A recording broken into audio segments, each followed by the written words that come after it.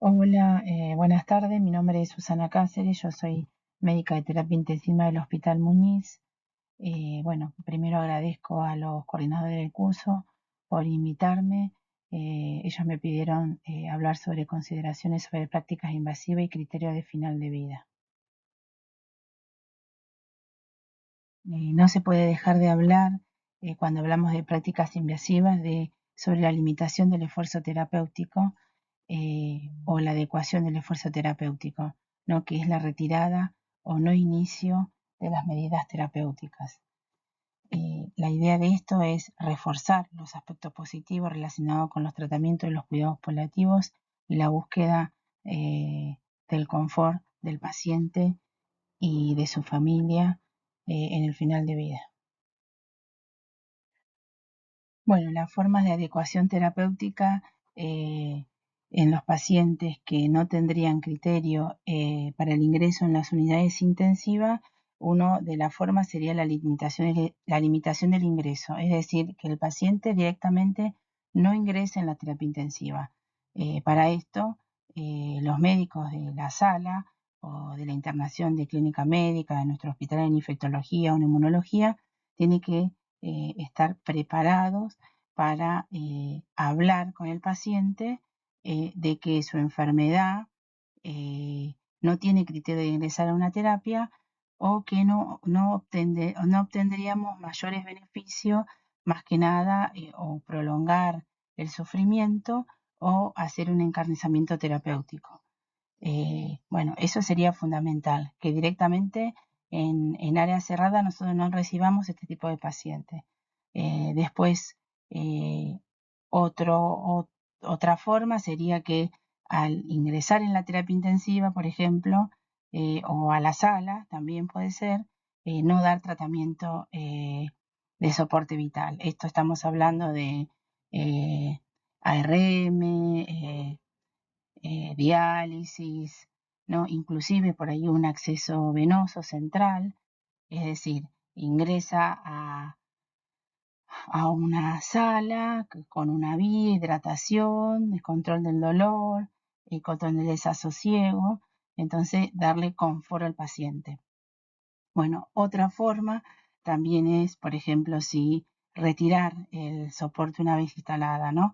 En nuestro medio es mucho más difícil. Una vez que está todo instalado, a los profesionales nos cuesta como que empezar a quitar cosas, ¿no? Bajar la nora o eh, sacar el respirador, es mucho más complicado.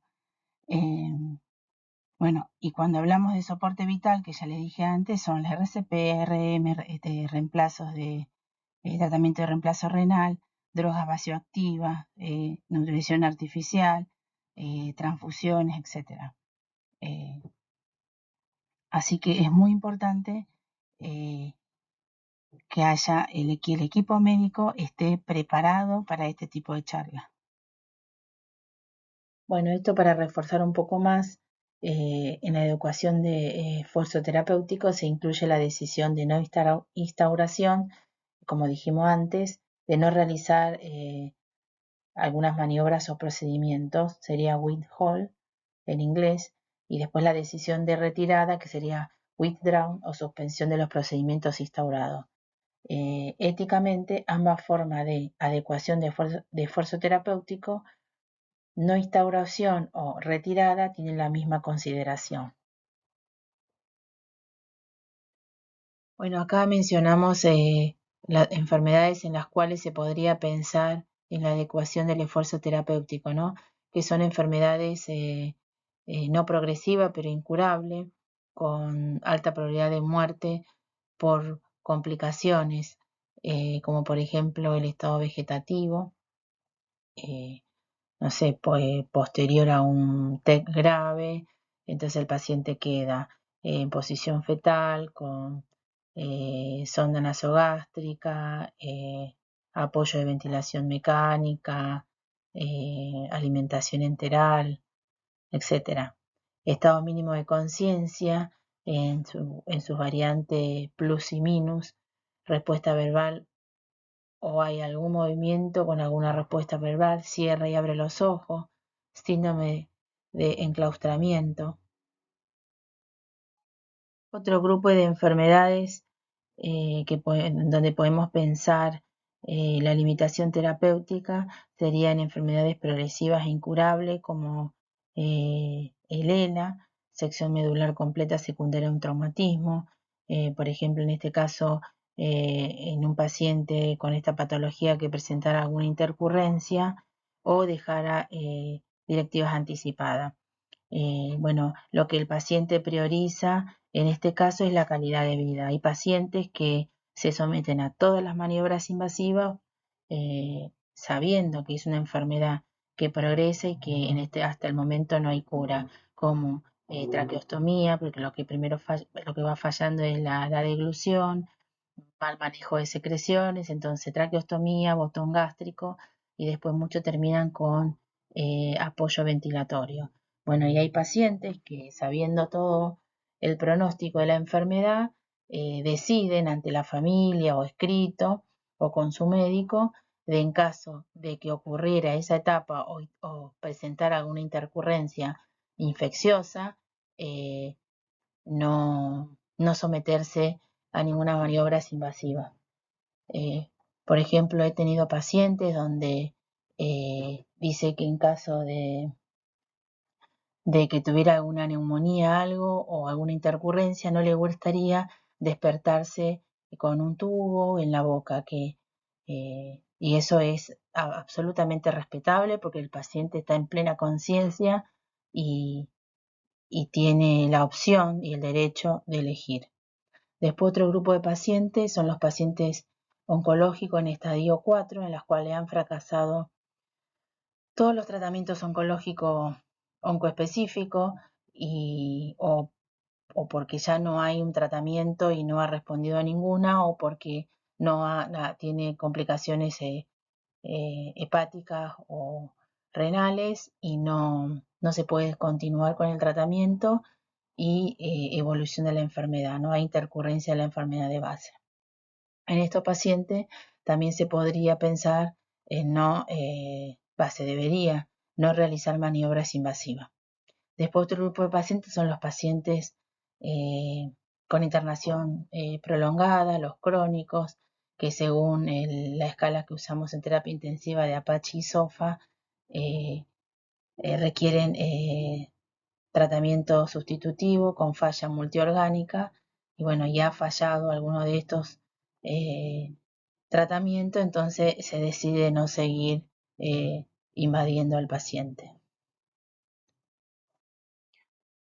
Otros pacientes que no deberían ingresar a los cuidados intensivos, bueno, acá se repite de nuevo la enfermedad oncológica en estadio avanzado sin posibilidad de tratamiento, como ya lo explicamos anteriormente también. Paciente no oncológico, insuficiencia renal crónica terminal, bueno, ustedes me pueden decir, bueno, está la diálisis que tiene una sobrevida de aproximadamente 15-20 años, pero hay pacientes o personas que no aceptan depender de una máquina para seguir viviendo y deciden no realizarse ningún diálisis. Entonces, en estos casos hay que hacer control de síntomas o pacientes que han hecho diálisis por largo tiempo y bueno, se han acabado o se ha limitado el acceso venoso y entonces ante todos esos procedimientos que tienen que hacer deciden no seguir con la hemodiálisis. Después hay pacientes con insuficiencia cardíaca terminal, son pacientes que usan hasta 240 miligramos de furosemida por vía oral, que tiene complicaciones como la hiponatremia, y bueno, uno hace tratamiento sintomático. En este caso, pacientes que intercurren con alguna infección que requiera asistencia mecánica, bueno, una opción sería, bueno, hablar con la familia y bueno, y explicarle el mal pronóstico con o sin maniobras invasivas. Después, en caso de pacientes con demencia severa, es decir, paciente absolutamente postrado, con sonda dependiendo de un botón gástrico, hay pacientes que viven varios años con sonda vesical, sonda nasogástrica, en posición fetal, poliescarado, y bueno, en esos casos, cuando hay una infección que requiera alguna internación, esos tipos de pacientes se deberían manejar en la sala común previamente, no, estoy hablando con la familia. Bueno, después también en pacientes con insuficiencia hepática severa, sin posibilidad de tratamiento, eh, sería también, todo esto hay que ver el caso, en cada caso ver eh, qué es lo que se puede, si hay chance de que invadiendo al paciente, ingresándolo a una terapia intensiva, tiene algún beneficio. También tenemos al EPOC avanzado o estadio terminal. Estos son pacientes que generalmente están con oxígeno domiciliario de larga data, que ante alguna intercurrencia que presenten no se verían o muy poco beneficiados con algunas maniobras invasivas como por ejemplo la intubación. Después pensando en pacientes HIV, que nosotros principalmente nuestros pacientes son pacientes infectados con HIV, podíamos pensar, por ejemplo, en un paciente con secuelas irreversibles, demenciado, con baja nivel de CD4, a carga viral alta, por ejemplo, en la enfermedad de leucoencefalopatía multifocal progresiva, donde se produce daños permanentes. En este tipo de paciente postrado, con un Bartel cero, no lo beneficiaríamos ingresando a una terapia intensiva e invadiéndolo. Todo esto, por supuesto, siempre hay que hablar con la familia, ¿no? En caso de que hubiere, con la familia y preguntar si han dejado algunas directivas para este tipo de casos. La enfermedad de HIV es una enfermedad crónica similar a cualquier otra enfermedad que con tratamiento puede tener una vida absolutamente normal. Es comparable con una hipertensión, una diabetes si el paciente cumple el tratamiento. Se estima que la esperanza de vida de una persona infectada con buena adherencia al tratamiento, con carga viral indetectable, con alto nivel de CD4, es de aproximadamente entre 70 y 80 años. No varía mucho de la población general. Así que tenemos que pensar que el HIV es una enfermedad crónica y es fundamental hacer el diagnóstico precoz y el tratamiento y iniciar inmediatamente el tratamiento para prevenir todas las complicaciones.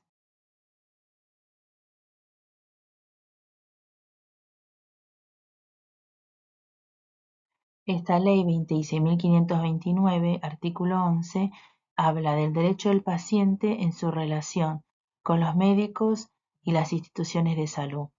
Habla de la autonomía del paciente, es decir, que tienen la potestad de decidir en aceptar o rechazar cualquier tratamiento preventivo, paliativo relacionado a su salud. Y las directivas anticipadas deben ser aceptadas por el médico a cargo o tratante, excepto que sea una práctica eutanásica.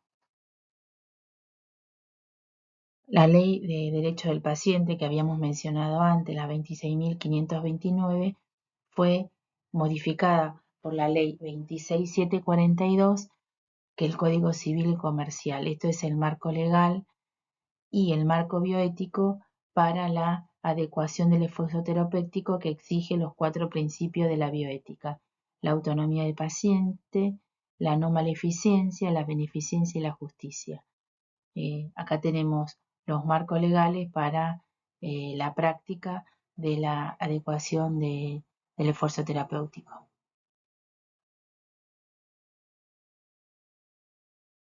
Final de vida o fin de vida sería momento antes de la muerte, que es de forma progresiva y gradual del deterioro físico, emocional y de la conciencia. El pronóstico sería de horas, días o menor a una semana. Este tipo de paciente se puede manejar en domicilio con equipo interdisciplinario especializado en cuidados paliativos. Hay centros como Hosping, que son centros de cuidados paliativos, donde también hay un equipo de trabajo, donde hay psicólogo, enfermería, médico, kinesiólogo, psiquiatra, que trabajan este tipo de paciente, y si esto pasa en una sala, en un hospital, no deben ingresar a la terapia intensiva, lo tienen que tratar en el piso o en la sala con oxígeno, analgesia y confort.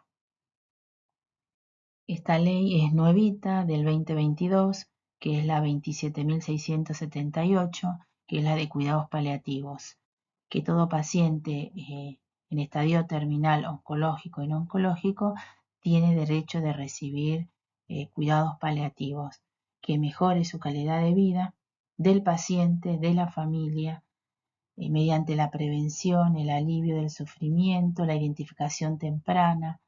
No necesariamente los cuidados paliativos tienen que recibirlo en final de vida. Desde el momento del diagnóstico de una patología oncológica avanzada, puede entrar en el programa de cuidados paliativos. Entonces eso lo que le garantiza al paciente es no perder o mejorar la calidad de vida.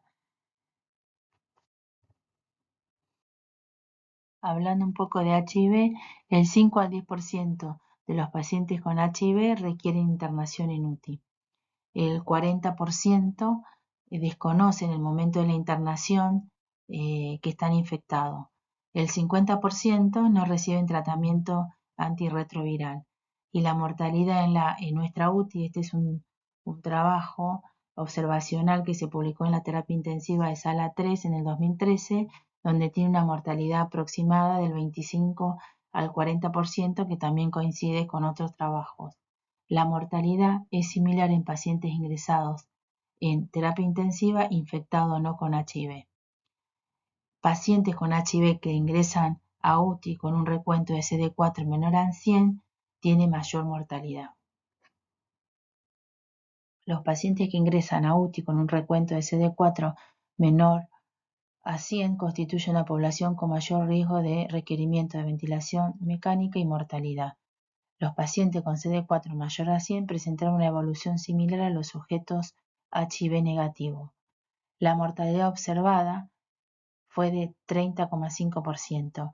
Esto es un trabajo que realizó la Sala 1 el año pasado, donde fue presentado en el Congreso del Hospital Muniz de Terapia Intensiva, donde se hizo una observación de más de 5.200 pacientes.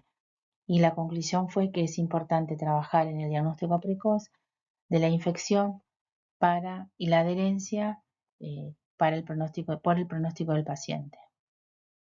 Con todo lo mencionado, reforzamos que el ingreso de los pacientes con HIV en la unidad de cuidados intensivos y la utilización de tratamiento intensivo se encuentran justificados debido al incremento de la supervivencia a largo plazo. Esto se remarca porque, a pesar de que han pasado mucho tiempo desde el diagnóstico, el tratamiento de esta enfermedad, sigue siendo un tema tabú por el desconocimiento, miedo para tratar con este tipo de paciente. Y hay hospitales, cada vez menos por suerte, donde pacientes con HIV no tienen la posibilidad de ingresar a una terapia intensiva. Esto generalmente tiene que ver, ¿no? El desconocimiento, la falta de recursos, pero bueno, entender que un paciente con HIV puede tener la misma chance que cualquier otro paciente con una patología crónica.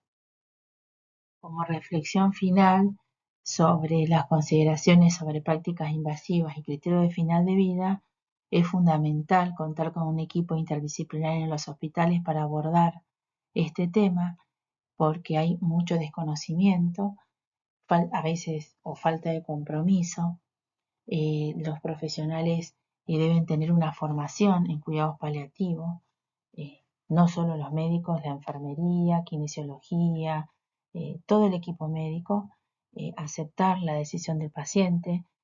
Muchas veces el médico, en el afán de salvar vida y de hacer intervenciones, se olvida de escuchar al paciente y tomar una decisión bilateral.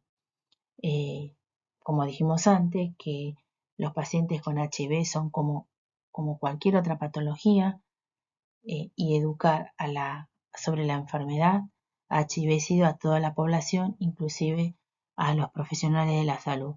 Remarco eso porque hace poco tiempo hablé con un médico que me dijo que no ingresó al hospital porque era un paciente que tratábamos pacientes con HIV.